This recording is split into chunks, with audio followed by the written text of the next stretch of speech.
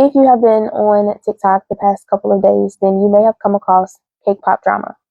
And before I start this video, I want to be very clear that I am not making this video to pick a side because I wasn't there, nor was I involved. But I do believe that there is a more important conversation that we need to be having as cottage bakers. As a fellow cottage baker myself, I do believe that there are some very valuable lessons that we can all take away from situations like this. The first lesson being that there is room at the table for everyone. Every baker, every cottage baker, every home baker started from somewhere, and our goal was all the same, that we were trying to build something.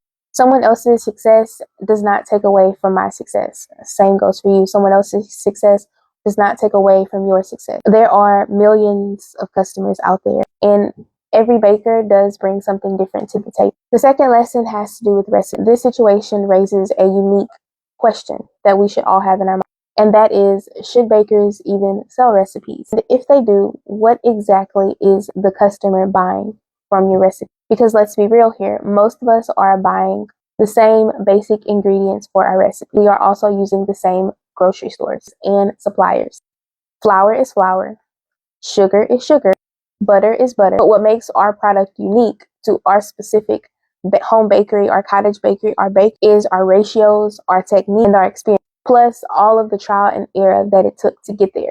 So when someone purchases a recipe, are they buying exclusive ownership, or are they buying the time, knowledge, and experience that will save them months or even years of figuring out on their own? And it also raises another interesting question. Once you sell a recipe, what prevents someone from forwarding it to a friend, reselling it, or even posting screenshots online? And the reality is not much. That's one of the risks of selling a digital product online, whether it's a recipe, an ebook, a course, or even a printable. Another lesson that I took away from this situation is that your brand is so much more than just what you bake. And it's not just your logo. It has nothing to do with your packaging and isn't even dealing with your best-selling product. But your brand is how you treat people. It's how you respond to criticism. It's how you handle conflict.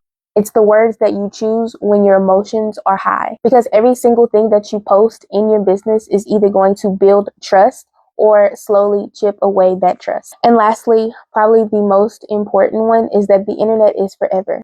One day you can be everyone's favorite creator. Then the next day, one post, one comment, one misunderstanding can completely change how people view you. That is the unfortunate reality of building a business online. I believe that I can speak for every home baker or cottage baker is that our goal is to grow our platform. We all want to gain followers, and most of us even desire to monetize off of our account.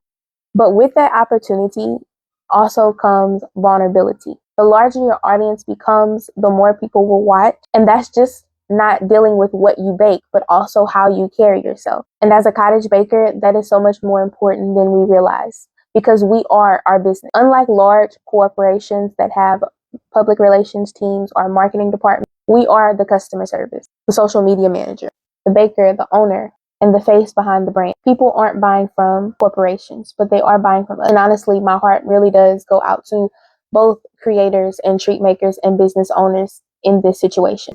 I can't imagine years of hard work and business relationships potentially disappearing overnight. But I also can't imagine being a brand new business owner and suddenly finding yourself in a viral controversy. That's why I do hope that we can all remember at the end of the day, there are real people behind the screens. Whether you agree with one person or the next person, or even neither. I think there is something that every business owner can take away from this situation, not just a cottage bakery. Remember these 4 lessons from this situation. Number 1, build your business on integrity. And as a former teacher myself, I used to teach the lesson of integrity the first week of school. And integrity means doing the right thing when no one is watching. And number 2, protect your reputation as much as you protect your recipe. Number 3, remember that there is room at the table for everyone. And lastly, above all else, remember to leave a digital footprint that you will be proud of years to come. I'd love to hear your feedback in the comments below. What do you think is the biggest takeaway that we can gather as a baking community from this situation? Thanks so much for watching. Bye-bye.